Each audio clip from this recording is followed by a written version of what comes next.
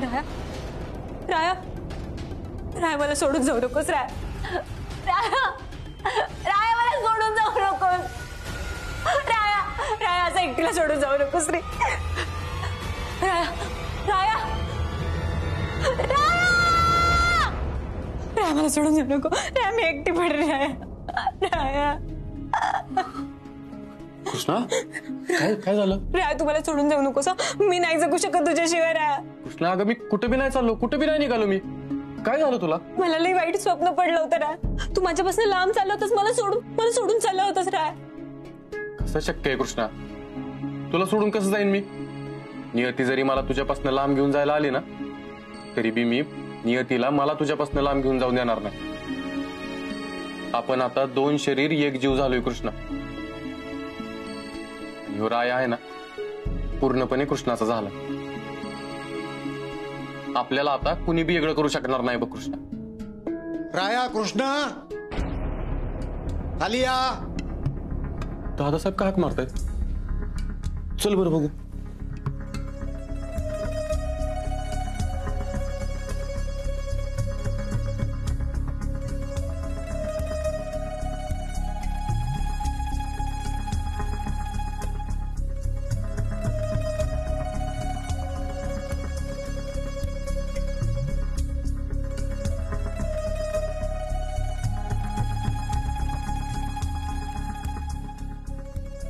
काय झालं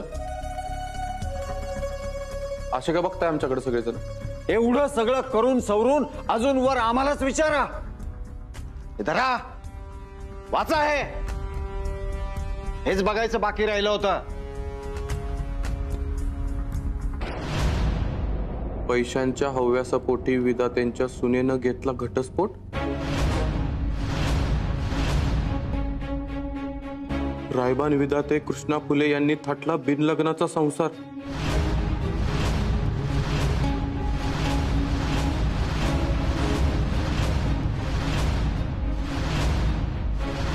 गेल्या 7 पिढ्यात विधात्यांच्या कुटुंबाचा उद्धार एवढा कुणी केला नव्हता जेवढा तुम्ही केलाय मातीत घाला विधात्यांचं नाव अजून आता का दातखिळी बसल्यासारखे उभे राहिलेत बोला काहीतरी कालपातूर समजा आपल्या घरापुरतच होतं पर आज आता समजा जिल्ह्यात झालं असेल ह्या पत्रकारांनी तर इदा त्यांची इज्जत परयशीला टांगल्या कोण या पत्रकारांनी जाऊन बातम्या देतोय कोण आठवं इथं आपल्याच घरातल्या माणसांनी आपल्याच घरची इज्जत वेशीला टांगायचं ठरवलंय मग दुसऱ्यांना दोष देऊन उपयोग काय आता कशी बरोबर कचाट्यात गावली हे बघा तुम्ही शांत व्हा आम्हाला काय वाटतं तू एक शब्द बोलू नकोस ह्या सगळ्यासाठी तू जबाबदार आहेस तू तुझ्या सुनेला एवढी सूट दिली नसतीस ना तर ती एवढी डोक्यावर बसली नसती बाहेर माणसं खूप मान देतात ना तुला आता जाऊन बघ 30 माणसं हसतील तुला आणि तुलाच काय माझेही संस्कार काढत असतील आता ते तुमच्याशी तर बोलायचंच काय तुमचं तोंड बघायची इच्छा नाहीये माझी तुम्ही आमच्यासाठी या घरात आता असून नसल्यासारखे आहात दादासाहेब भाऊ नाव घेऊ नका आमचा आणि आता या दोघांशी जर कुणी आम्हाला बोलताना दिसलं ना तर आम्ही त्याच्याशीही बोलणार नाही आमचं त्या माणसाशी नातं संपलं म्हणून समजा अहो माझं ऐकून तर घ्या अहो माझं ऐकून तर घ्या असं काय करताय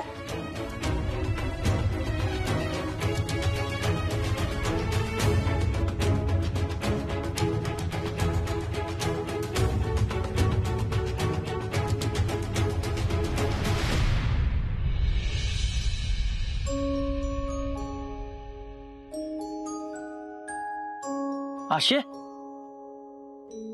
ए आशे अगं कुठे ध्यान आहे तुझं स्वतःकडे पण ध्यान दे डाबा घरी विसरून आली वे अहो ती घाई मध्ये आली ना म्हणून हा मला माहिती तुझ्या डोक्यात काय विचार चालल्यात आणि कुठे ध्यान आहे ते अहो नाही असं काय बी नाही बघा दोघांना कसली लाज वाटते का बघ बाया दोघांच्या चेहऱ्यावर नगभर दुःख नाही अगं मला तर वाटतं ह्यांनीच पैशासाठी काडीमोड घ्यायला लावली असेल. लिकीनं केलं काळ तोंड आता. ह्यासनी त्याचं काय बघ की कशा आनंदात आहे ती दोघं. कोणाबद्दल बोलतायसा तुम्ही? तुला माहित नाही वे दुसरं कोणाबद्दल बोलणार. आशीची भाची कृष्णा पैशासाठी घटस्फोट घेतला तिने नवऱ्या संग आणि आता न लगीन करताच राहती त्याच्यासोबत. याला काही पापच म्हणायचं की, आणि असलं कसलं संस्कार? हो माझ्या कृष्ण संस्काराबद्दल बोलायचं काम नाही. तुमची हिंमत कशा झाली त्याच्याबद्दल बोलायची? हो वहिनी, अहो कशाला बोलताय? आणि तुमच्या घरात वाकून बघा काय चाललंय ती. तुमची पोरगी सगळं संस्कार चुलीत घालणार आणि तुम्ही जगाला जाब विचारणार वे. आमच्या कृष्णाने काय संस्कार चुलीत घातलं? उगा मनाला वाटेल ते बोलू नका. हो तुम्हाला खरंच काय माहित नाही की येडापणाचा पांघरून घेतलाय तुम्ही? अहो अख्ख्या जिल्ह्यात तुमच्या पोरीच्या वागण्याची चर्चा चालू आहे. हे घ्या, हे पेपर घ्या, वाचा आणि मग बोला.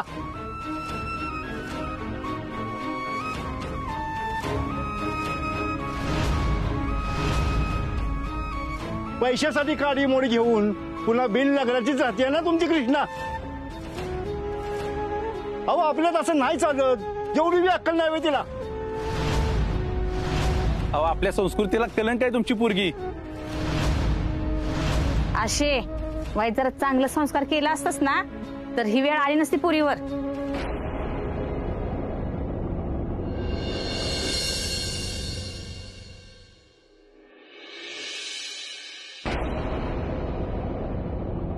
काय झालं आत्या? तुझी हिंमतच कशी झाली या घराच्या स्वयंपाकघरात पाय ठेवायची? या घरची सून म्हणून घेण्याचा अधिकार तू गमावलायस. त्यामुळे यापुढे ह्या स्वयंपाकघरात दिसायचं नाहीस. काम करायची काही गरज नाहीये. मला तू इथं नकोयस. आत्या मी तुमच्या पुढे हात जोडते, पण मला असं अंतर देऊ नका हो. या सगळ्याचा विचार तू घटस्फोट घेण्याच्या आधी करायला पाहिजे होतास. आता तू माझ्या रायाची बायको नाहीयेस आणि माझी सून पण. तुझ्या सोबत असणारी आमची सगळी नाती तुटली आहेत. पण अजून पण मी या घराला माझंच घर मानते. ते बघितलं ना, म्हणून ह्या घरच्या विधात्यांची अब्रू तू चव्हाट्यावर आणलीस. हिला कुठं काय आबरूची पडली रंजे? मी सांगते ना, हिने समद पैशासाठी केलं असणार आहे. तुला किस्त पैसे पाहिजे ती का नाही ती सांग, आणि एकदाच पैसे घेऊन इथनं कायमची निघून जा. कशाला इथं राहून आमच्या रायाचं आयुष्य बर्बाद करतेस? इथं त्यांचं नाव अजून धुळीत मिळवतेस. अहो ही काय बोलता गोली मावशी तुम्ही? मी रायाचं आयुष्य का बर्बाद करेन? मी ज्या घरात सून म्हणून गेलीये त्या घराचं नाव पैशासाठी का बदनाम करेन? मी इतक्या खालच्या पातळीवर जाणारी मुलगी नाहीये. आतापर्यंत मी या घराचं चांगलंच चिंतलंय. माझ्यावर विश्वास ठेवा, मी काय बी चुकीचं केलं नाहीये. रायाची शपथ. खबरदार रायाची शपथ घेतलीस तर त्याच्या जीवावर उठू नकोस. तुला काय वाटलं? तू कितीही नाटक केलंस तरी आम्ही तुझ्यावर विश्वास ठेवणार नाही. जसं गोड बोलून माझ्या रायाला फसवलंस तसं आम्हाला फसवशील? तुझा इथनं. तुझा या घराशी काही संबंध नाहीये. यापुढे ह्या स्वयंपाकघरात पाय ठेवू नकोस, नाहीतर तुला आत्ता समजून सांगते, यापुढे जर इथं दिसलीस ना तर तुला हाताला धरून इथनं बाहेर काढीन. आत्या असं बोलू नका हो. हे घर, या घरातली माणसं माझं सर्वस्व आहे. तुम्ही मला काय बी शिक्षा द्या, पण मला या घरापासून वेगळं करू नका. तुला असं प्रेमानं सांगितलेलं कळत नाही वाटतं. तू अशी ऐकायची नाहीस. मला तुला बाहेरचा रस्ता दाखवावाच लागल. आत्या असं नका करू, माझं ऐकून तरी घ्या. आवाज थांबा घ्या. ऐका की माझं आत्या, असं नका करू, माझं ऐकून तरी आई घ्या. थांब. हे काय चाललंय तुझं? कृष्णा बायको आहे माझी, असं कसं वागतेस तिच्यासोबत? बायको होती, ती तुझी बायको नाहीये आणि ह्या घरची सून पण. त्यामुळे ती मला माझ्या स्वयंपाकघरात नकोय. आत्या कृष्णा रडू नकोस, शांत हो. मी या घरातल्यांसाठी कोणीच नाही राहिली का? माझं या घरातल्यांसोबतचं नातं संपलंय का? कृष्णा जोपर्यंत मी जिवंत आहे ना तोपर्यंत ही घर, त्या घरातली माणसं सगळं तुझं आहे. मला या परकेपणाचा लई त्रास होतोय बघ. असं वाटतंय सगळं संपलंय. कृष्णा हे सगळं माझ्यामुळे झालं. माझ्यामुळेच तुला हे सगळं सहन करावं लागतं. पण मी तुला शब्द देतो कृष्णा, मी हे सगळं नीट करीन आणि लवकरच या घरातली माणसं तुला स्वीकारतील. तू चल. कुठं? तुला वाटत सांगतो.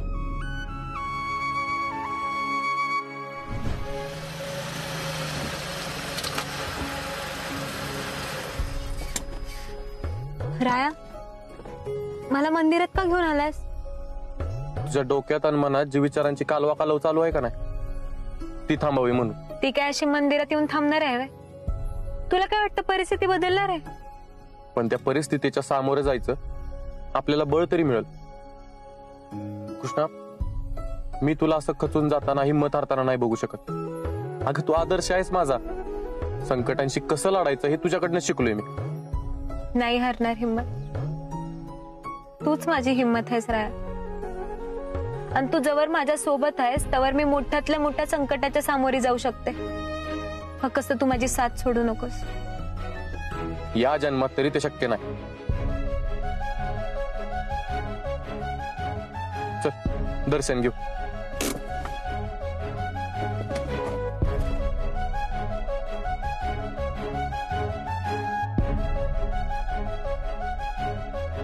कुठे निघालात? देवळात देवाचं दर्शन घ्यायला. नाही, तुम्हाला देवळात जाता येणार नाही. अहो, आम्हाला फक्त देवाचं दर्शन घ्यायचं आहे. त्या देवावर तुमची सावली देखील पडता कामा नाही. लग्न न करता एकत्र राहताय तुम्ही. हे असं जोडीनं एकत्र फिरताय. धर्मभ्रष्ट केलाय तुम्ही. मी नाही तुम्हाला मंदिरात जाऊ देणार. आम्ही दोघं एकमेकांवर प्रेम करतो आणि आम्ही काय बी चुकीचं केलेलं नाही. अजून काय चुकीचं केलं पाहिजे? हा, गाडीमोड घेऊन सुद्धा एकत्र राहताय. कुठलंही नातं नसताना एका छताखाली एकत्र राहताय. हे पाप आहे आणि अशा अपवित्र लोकांना देवाच्या गाभाऱ्यात प्रवेश नाही. चला निघून जा इथून. मी बी बघतो कोण अडवताय आम्हाला. चल ग कृष्णा. हे बघा, तुम्ही जबरदस्ती केली ना तर मी लोकांना बोलवेन. आमचा धर्म भ्रष्ट करू नका. चला चालते वा इथून. हे बघा, एकदम व्यवस्थित सांगतोय मी. कृष्णा, अगं कृष्णा, यांना घाबरायची काय बी गरज नाही. ऐक कृष्णा. मला माफ करा वंश. वाटलं होतं कृष्णी शिकून तुमचं स्वप्न पूर्ण करल. 4 चौघात तुमचं आणि माझं नाव मोठं करल. पण नाही, ती लई शिकली, शिये झाली. पण संसाराच्या परीक्षेत लई मागं राहिले हो. आणि याला मीच जबाबदार आहे. आता वर येऊन काय उत्तर देऊ तुम्हाला?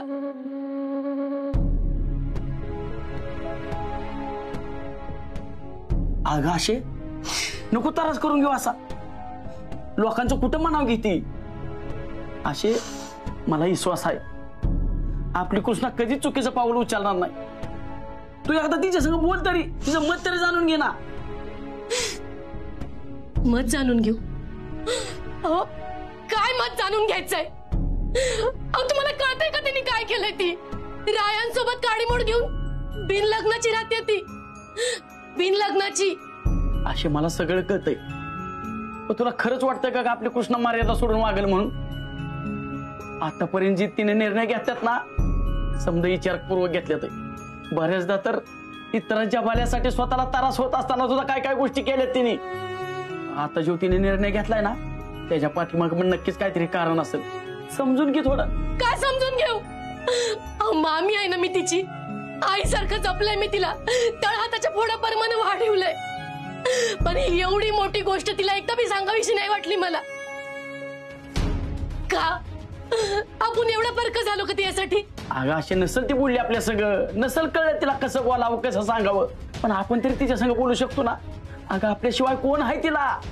तुम्हाला बोलायचं असेल तिच्याशी जाऊन ना, तर तुम्ही खुशाल बोला.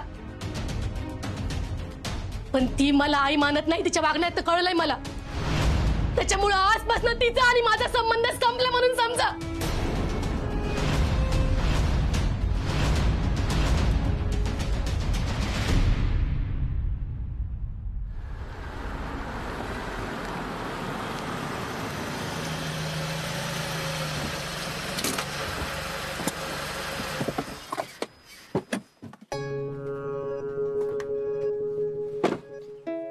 राया, यापुढे आपण मंदिरात नको जायला.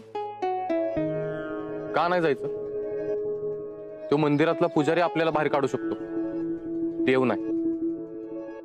आणि देवाला माणसांचा त्रास नाही ग, तर माणसांनाच माणसाचा त्रास आहे. आणि हीच माणसं आपल्याला देवाचं दर्शन बी घेऊन देणार नाहीत. आपल्याला सतत हे ऐकावं लागल राया. आणि कसं आहे राया, आपलंच चुकलंय. नाही कृष्णा, आपलं काही बी नाही चुकलं. त्या चालीरीती, रूढी, परंपरा ह्याच्याच चौकटीत प्रेम करणाऱ्यांची मनं अडकवायला बघतात हे लोक. पण त्या चौकटीत प्रेम करणाऱ्यांचं मन किती गुदमरतं हे त्या लोकांच्या ध्यानात येत नाही. आपलं प्रेम नाही कळलं ह्यांना. तुला तुला देवाचं दर्शन घ्यायचं आहे ना, चल माय बरोबर.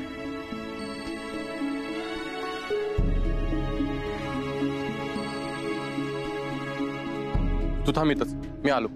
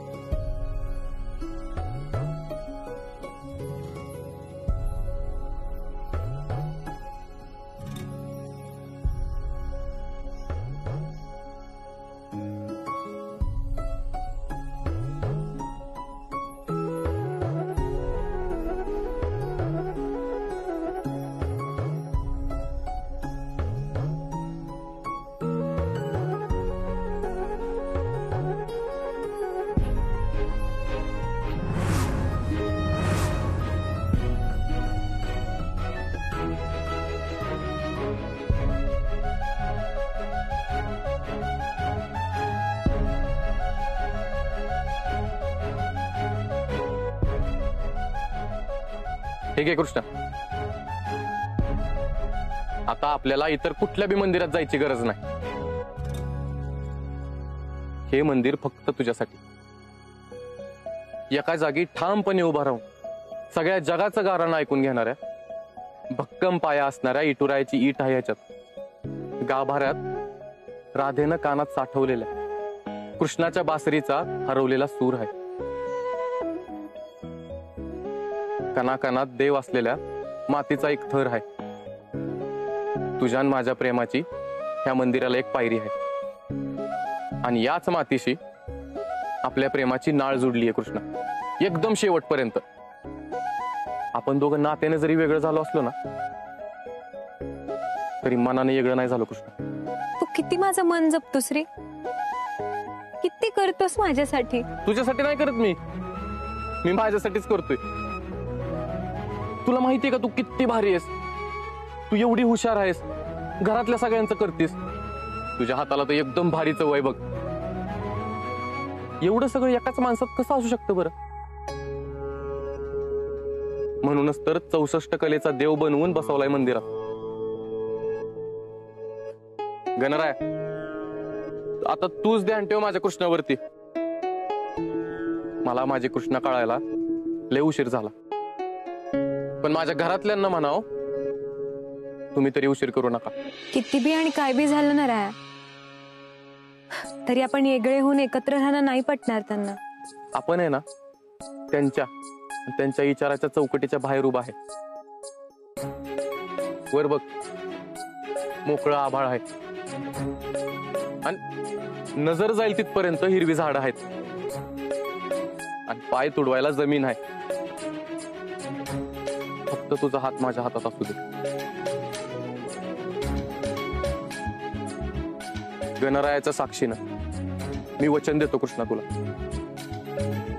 मी तुला कधीच एकटं पडू देणार नाही. तुझी साथ कधीच सोडणार नाही आणि तुझ्या सगळ्या इच्छा पूर्ण करीन.